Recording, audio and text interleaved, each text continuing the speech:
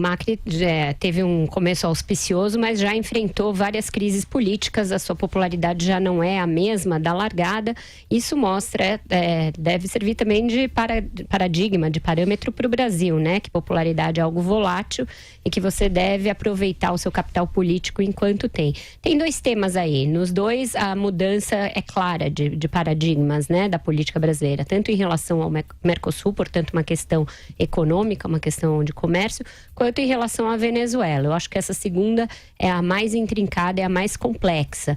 Já depois da eleição do Jair Bolsonaro, quando ainda era o provável ministro da Defesa, o general Augusto Heleno deu uma entrevista longa, Folha de São Paulo, na qual foi contra a possibilidade de qualquer intervenção militar na Venezuela. Ele dizia que a tradição das relações exteriores brasileiras é a de não envolvimento em questões internas de outros países, de respeito à autodeterminação dos países, etc. De lá para cá, a situação na Venezuela se agravou e a retórica dos vizinhos do Brasil, entre eles, subiu alguns decibéis. Hoje, depois da declaração do Grupo de Lima, daquela moção que já não reconhece o novo mandato do Maduro, de declarações como essa do Macri, declarações como as das autoridades do governo Trump nos Estados Unidos, você já caminha para uma situação em que o Brasil e seus aliados, os países anti-Maduro, já falam em algum tipo de intervenção externa para forçar a que o governo renuncie, que se façam novas eleições.